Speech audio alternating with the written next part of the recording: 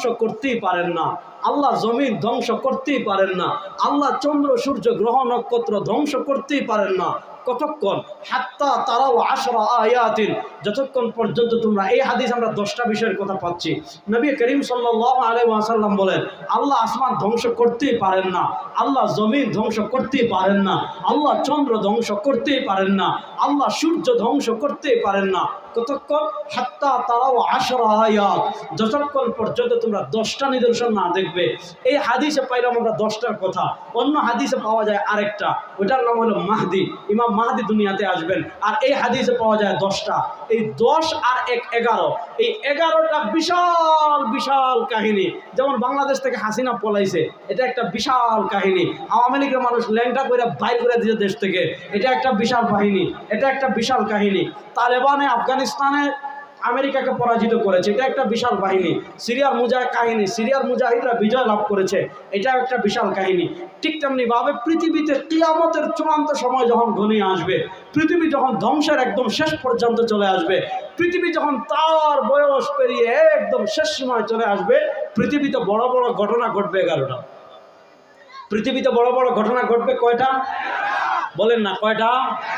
এই 11টা বিষয়ের, এই 11টা বিষয়ের মধ্যে সবচেয়ে বড় যে বিষয়, সেটা হলো খুরুজুদ দাজ্জাল।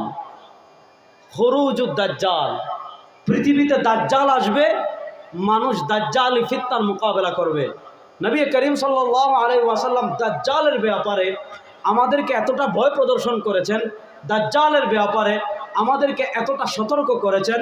নবী করিম সাল্লাল্লাহু আলাইহি ওয়াসাল্লাম বলেন, দাজ্জালের ফিতনা এত ভয়াবহ হবে, দাজ্জালের ফিতনা এত মারাত্মক হবে, দাজ্জালের ফিতনা এত বেশি ম্যাজিক হবে, এত বেশি ক্যারিশমাটিক হবে যে দাজ্জাল এমন ভয়াবহ ফিতনা নিয়ে আসবে। নবী করিম সাল্লাল্লাহু আলাইহি ওয়াসাল্লাম হাদিসে বলেন, আমার উম্মতেরা শুনো, মা মিন নবিয়িন, দুনিয়াতে এমন কোনো নবী নাই, এমন কোনো রাসূল নাই। আল্লাহ দুনিয়াতে যত নবী পাঠিয়েছেন, আল্লাহ দুনিয়াতে যত রাসূল পাঠিয়েছেন, ইল্লা ওয়াকাদ আনযারা কওমাহুল আওয়ারাদ দাজ্জাল, আল্লাহ দুনিয়াতে যত নবী পাঠিয়েছেন, আল্লাহ দুনিয়াতে যত রাসূল পাঠিয়েছেন, সব নবী সব রাসূল তার উম্মাহকে একটা ফিতনা সম্পর্কে সতর্ক করেছেন। সেই ফিতনা মূসা তার উম্মাহকে সতর্ক করেছেন, ঈসা তার উম্মাহকে সতর্ক করেছেন, ইব্রাহিম তার উম্মাহকে সতর্ক করেছেন, সুলাইমান তার উম্মাহকে সতর্ক করেছেন, দাউদ তার উম্মাহকে সতর্ক করেছেন। সেই ফিতনা কি? আল আওয়ারাদ দাজ্জাল। সেই ফিতনা হলো কানা দাজ্জালের ফিতনা। নবী করিম সাল্লাল্লাহু আলাইহি ওয়াসাল্লাম আমাদেরকে বলেছেন, শুনো, ইন্নাহু আওয়া, দাজ্জালের এক চোখ হবে কানা, দাজ্জালের ডান চোখ হবে কানা, ওয়া ইন্না রাব্বাকুম লাইসা বিআহওয়া, আমাদের আল্লাহ কি কানা? আর আসতে বলেন, আমাদের আল্লাহ কি কানা? তাহলে যে কানা সে কখনো আমাদের রব হতে পারে? বলেন, যে কানা সে কখনো আমাদের রব হতে পারে? দাজ্জালের ফিতনা কত ভয়াবহ হবে। নবী করিম সাল্লাল্লাহু আলাইহি ওয়াসাল্লাম আমাদেরকে সতর্ক করেছেন, ই ইয়াখরুজ ওয়া আনা ফীকুম, যদি আমি দুনিয়াতে থাকা অবস্থায় দাজ্জাল চলে আসে, ফা আনা হাজিজ, তোরা চিন্তা করা লাগবে না, দাজ্জালের মোকাবেলা আমি করব। ওয়া ইল্লা, আর আমি দুনিয়া থেকে চলে যাওয়ার পর যদি দুনিয়াতে দাজ্জাল আসে, ফাকুল্লু মরিইন মুসলিম হাজিজ লিআনফুসিকুম, ও আমার ঈমানদার উম্মত, তোমরা প্রত্যেকেই দাজ্জালের ফিতনা থেকে তোমাদের ঈমানকে হেফাজত করবে। তোমরা প্রত্যেকে তোমাদের ঈমানকে দাজ্জালের ফিতনা থেকে হেফাজত করবে। দাজ্জালকে আল্লাহ এমন কিছু ক্ষমতা দিবেন, দাজ্জালকে আল্লাহ এমন কিছু ম্যাজিক দিবেন, দাজ্জালকে আল্লাহ এমন কিছু পাওয়ার দিবেন। দাজ্জাল দুনিয়াতে 4 বছরও থাকবে না, 5 বছরও থাকবে না, রাতের দিনের বুট রাতে করে 15 বছরও থাকবে না। সে কয়দিন থাকবে? হযরত নওয়াস ইবনে সামআন রাদিয়াল্লাহু তাআলা হাদিস ইমাম ইবনে মাজাহ, সুনান ইবনে মাজাহতে এনেছেন। নবী করিম সাল্লাল্লাহু আলাইহি ওয়াসাল্লাম বলেন, দাজ্জালকে আল্লাহ যখন দ্বীপ থেকে ছেড়ে দিবেন, দাজ্জালকে আল্লাহ শিকল দিয়ে বেঁধে আটকে রেখেছেন, আল্লাহ যেদিন দাজ্জালকে ছেড়ে দিবেন, সে দুনিয়াতে আসার পর ইয়ামকুসু ফিল আরদি 40 ইয়াওমুন কাসানাতিন ইয়াওমুন কাশাহরিন ইয়াওমুন কাজুমআতিন ওয়া বাকিল আইয়ামি কাআইয়ামিহা। নবী করিম সাল্লাল্লাহু আলাইহি ওয়াসাল্লাম বলেন, দাজ্জাল দুনিয়াতে আসার পর ইয়ামকুসু ফিল আরদি 40, দাজ্জাল দুনিয়াতে আসার পর দুনিয়াতে থাকবে মাত্র 40 দিন। ইয়াওমুন কাসানাতিন, দাজ্জালের প্রথম দিন হবে 1 বছরের মতো, অর্থাৎ 1 বছর যেতে যেতে সময় লাগে। দাজ্জাল পৃথিবীতে আসার পর প্রথম দিন আল্লাহ এত দীর্ঘ করে দিবেন, একদিন হবে 1 বছরের মতো। ইয়াউমুন কাশাহরিন, দাজ্জালের দ্বিতীয় যে দিন থাকবে এই দিন হবে 1 মাসের মতো, অর্থাৎ 1 মাস যেতে যতক্ষণ লাগে দাজ্জালের দ্বিতীয় দিন যেতে ততদিন লাগবে। ইয়াউমুন কাজুমাতিন, তৃতীয় দিন হবে 1 সপ্তাহের মতো, 1 সপ্তাহ যেতে যত দিন লাগে দাজ্জালের তৃতীয় দিন হবে এই সপ্তাহের মতো।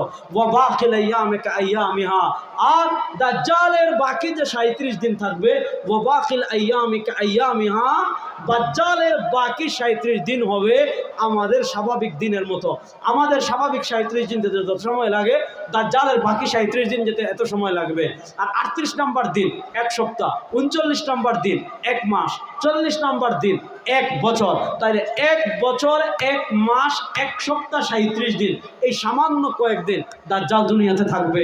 আর এই দুনিয়াতে দাজ্জালের এত ক্ষমতা থাকবে, এত পাওয়ার থাকবে, এত জাদু থাকবে। ওই যে আমরা বলি না, গল্প পড়েছি ছোটবেলায়, হেমিলনের বাঁশিওয়ালা, যে এলাকার সব শিশুদেরকে নিয়ে চলে যায়। আসলে হেমিলনের বাঁশিওয়ালার গল্পটা যদিও কাল্পনিক, বাস্তবতার সাথে কোনো মিল নাই, কিন্তু প্রকৃত হেমিলনের বাঁশিওয়ালা যে হবে সে হবে দাজ্জাল। কেমনে হবে জানেন? হাদিসে আসতে শুনেন, দাজ্জালের ফিতনা আল্লাহ নবী সাল্লাল্লাহু আলাইহি ওয়াসাল্লাম নিজে আল্লাহর কাছে আশ্রয় চাইতেন। আল্লাহুম্মা ইন্নী আউযু বিকা মিন ফিতনাতিল মাহইয়া ওয়াল মামাত ওয়া আউযু বিকা মিন ফিতনাতিল মাসিহিদ দাজ্জাল। দাজ্জালের ফিতনা এত ভয়াবহ হবে, দাজ্জালের ফিতনা এত মারাত্মক হবে। হাদিস এসেছে নবী করিম সাল্লাল্লাহু আলাইহি ওয়াসাল্লাম নামাজে দোয়া করতেন, আয় আল্লাহ, আল্লাহুম্মা ইন্নী আউযু বিকা মিন ফিতনাতিল মাহইয়া ওয়াল মামাত ওয়া আউযু বিকা মিন ফিতনাতিল মাসিহিদ দাজ্জাল। আয় আল্লাহ, কানা দাজ্জালের ফিতনা থেকে আমি আপনার কাছে আশ্রয় চাই। এখন বুঝেন ফিতনাটা কত ভয়াবহ হবে। নবী করিম সাল্লাল্লাহু আলাইহি ওয়াসাল্লাম এই ফিতনা থেকে আল্লাহর কাছে আশ্রয় চাইতেন। দাজ্জাল একটা এলাকায় আসবে, খুব মনোযোগ দিয়ে শুনেন। আয়েশা বলবে, আনা রাব্বুকুমুল আলা। আরে কিসের খোদা মানো, কিসের নেতা মানো, কিসের কি? দাজ্জাল বলবে, আমি তোমাদের সবচেয়ে বড় খোদা। চিন্তা করতেছেন? অথচ আমরা বিশ্বাস করি আমাদের খোদাকে, আমাদের রবকে। আরে ভাই, জয় বাংলাতে হচ্ছে, বড় জুড়ে বলেন, বলেন না, আমাদের রবকে, আমাদের রবকে। দাজ্জাল এসে বলবে, মনে করেন সে, মনে করেন এলাকার নাম তো হাদিসে আসে নাই, মনে করেন আপনাদের এখানে আসবে, আসার পর বলবে আমি রব। মানুষ বলবে এবার পাগল করতে পারিল, কয় রব, কয় নেতা, কয় হে সব কিছু। দাজ্জাল কি করবে জানেন? ফাআখাযা রাজুলান ওয়া কাতালা ওয়া শাক্কা শিক্কাইন, এরকম একজন তাগড়া মানুষ ধরবে, এ ধরনের একটা তাগড়া যুবককে ধরবে, ওয়া কাতালা, কেটে হত্যা করে ফেলবে, ওয়া শাক্কা শিক্কাইন, ছোটবেলায় দেখছেন নি গাছ কাটতো করাত দিয়ে, এখনো বিভিন্ন সমিলে আছে না, গাছ কাটে করাত দিয়ে, দেখেন নাই? দাজ্জাল এক লোককে হত্যা করবে, একদম তাগড়া যুবক, তাগড়া যুবককে হত্যা করার পর ওয়া শাক্কা শিক্কাইন, করাত দিয়ে মাঝে কেটে এর 2 টুকরা করে ফেলবে। মানে বক্কের নিচ 1 টুকরা, উপর আর 1 টুকরা, 2 টুকরা করে দাজ্জাল কি করবে? 1 টুকরা এই পাশে ফেলে রাখবে, আর 1 টুকরা এই পাশে ফেলে রাখবে। আচ্ছা মনে করেন আপনাদের জিরাবু এলাকায় যদি আপনারা খবর পান, এক লোক এসে আমাদের এক যুবককে ধরে হত্যা করে 2 টুকরা করে ফেলে, ওই লোক এখানে দাঁড়িয়ে আছে, হাজার হাজার মানুষ 5 মিনিটের ভিতর হবে না? বলেন না কেন হবে না? মানুষ হাজার হাজার মানুষ জমে যাবে। দাজ্জাল কত বড় ঘটনা ঘটাইছে রে। অপরিচিত লোক এসে বলে আমাদের নেতা বলে আমাদের অমুকের ছেলে অমুকরে ধরে হত্যা করে 2 টুকরা করে 2 পাশে ফেলে রেখেছে, হাজার হাজার মানুষ জমে যাবে। দাজ্জাল তখন তার ম্যাজিক দেখানো শুরু করবে। সে কি ম্যাজিক দেখাবে জানেন? ফায়ুনাদি ইয়া ফুলান ইবনু ফুলান, ওই যে যারে হত্যা করে করাত দিয়ে কেটে 2 টুকরা 2 পাশে ফেলে রেখেছে, দাজ্জাল ডাক দিবে, ইয়া ফুলান ইবনু ফুলান, ওই অমুকের পোলা অমুক দাঁড়া। ওই যে দাজ্জাল যারা হত্যা করে 2 টুকরা করে 2 পাশে ফেলে রেখেছে, তার নাম আর তার বাপের নাম ধরে ডাক দিবে, ইয়া ফুলান ইবনু ফুলান, ওই অমুকের ছেলে অমুক দাঁড়া। ওই টুকরা এই পাশ থেকে আসবে, ওই টুকরা এই পাশ থেকে আসবে, জোড়া হয়ে যাবে, জীবিত হয়ে যাবে, সুস্থ হয়ে যাবে। আর মানুষদেরকে বলবে, ওই কারে না এতদিন ধরে মানছিলা, আরে বেটা কার পিছনে দৌড়াইছিলা, তোদের রব তো এই যে তোদের সামনে এসে বসে রয়েছে। আচ্ছা বলেন, মানুষদেরকে তখন হুজুররা আটকাইতে পারবে? কেমনে আটকাবেন? আপনি বন্ড এখান থেকে শাহ আলীর মাজার তো বেশি দূরে না, বেশি দূরে? কথা বলেন না কেন? মুসলমান ইবাদত করবে একমাত্র কার? জুড়ে বলেন। আমাদের ঈমান ইয়াকা না'বুদু, আমরা ইবাদত করব একমাত্র কার? বলেন। ইয়াকা না'বুদু পরে আরেক অংশ আসেনি, ওয়া ইয়াকা বলেন না, ওয়া ইয়াকা। এগুলো আকীদা বুঝেন। ইয়াকা না'বুদু, আল্লাহ আমরা তোমার ইবাদত করি।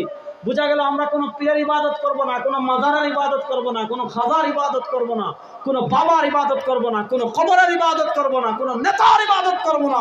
আমরা ইবাদত করব একমাত্র কার? ইবাদত করব একমাত্র কার? ইয়াকা না'বুদু, আল্লাহ আমরা তোমার ইবাদত করি। এরপরে আরেকটা অংশ আছে ওয়া ইয়াকা, পড়েন না, এরপর আরেকটা অংশ আছে ওয়া ইয়াকা, আল্লাহ আমরা তোমার ইবাদত করি এবং তোমার কাছে সাহায্য চাই। তাইলে বলেন সাহায্য চাইবো একমাত্র কার কাছে? বলেন না, সাহায্য চাইবো একমাত্র কার কাছে? এখন আমাদের দেশে দেখবেন এরকম ভণ্ড আছে, নামাজ নাই, রোজা নাই, হজ নাই, যাকাত নাই, তাকওয়া নাই, তাহারাত নাই, পর্দা নাই, গাঞ্জা খেতে খেতে খেতে খেতে গাজার লেয়ার পড়ে গেছে দাঁতে, আছে না নাই? আচ্ছা বলেন তো, গাঞ্জা খাওয়া হালাল না হারাম? বড় আস্তে কইলেন, গাঁজা খাওয়া হালাল না হারাম? বাংলাদেশে এক বন্ডরে জিজ্ঞাসা করছে, মাজারে গাঁজা খান কেন?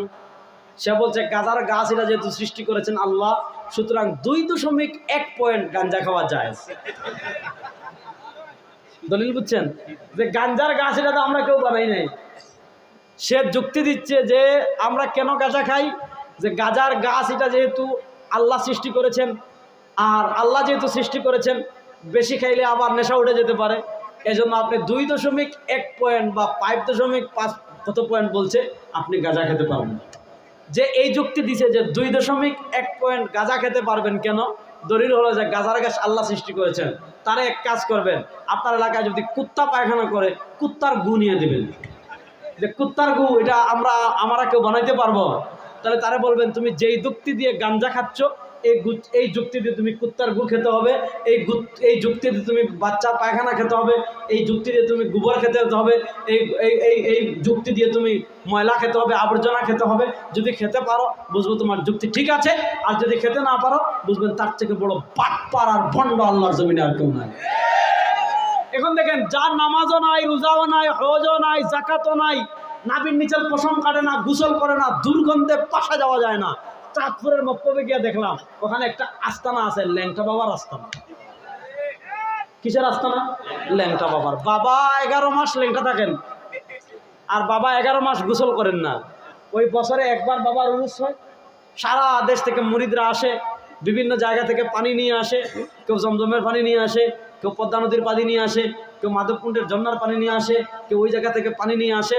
ওই বাবার একদিন গোসল করায়, আর ওই পানির বরকত মনে করে মুরিদরা আবার সাথে করে নিয়েও যায়।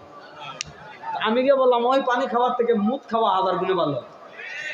এখন আপনি বুঝেন, যে ভণ্ডর কিচ্ছু নাই, বিড়ি খায়, ইয়াবা খায়, গাঁজা খায়, গোসল করে না, দুর্গন্ধে পাশে যাওয়া যায় না, মুস লম্বা হইতে হইতে মুখের ভিতর ঢুকে যাচ্ছে, চেহারা একটা দেখলে মনে হয় বান্দরের বাপ।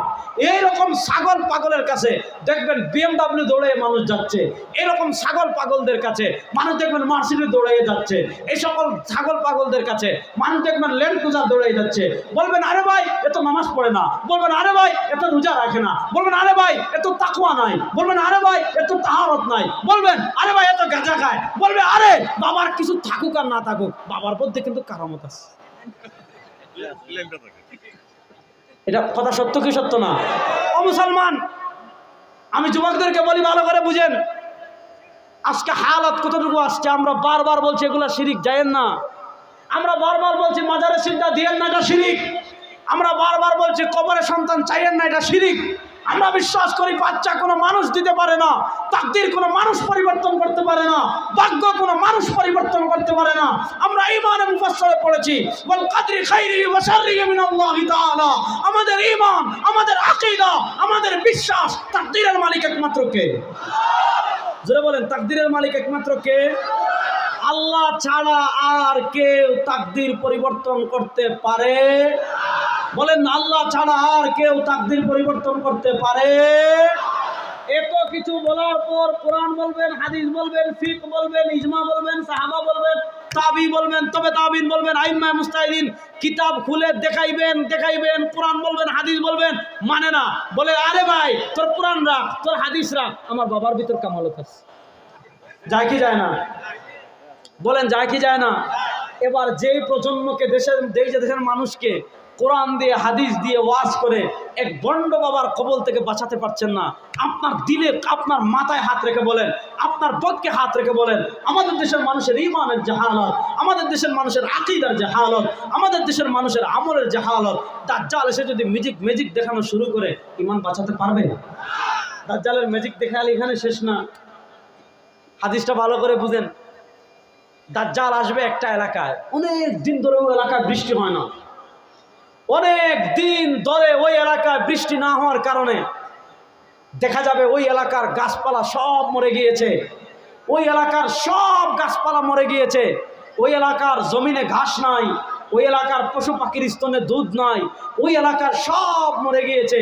মানুষ পানির জন্য হাহাকার করছে, পানির লেয়ার অনেক নিচে নেমে গিয়েছে, টিউবওয়েলে পানি নাই, মোটরে পানি নাই, নদীতে পানি নাই, মানুষ পানির জন্য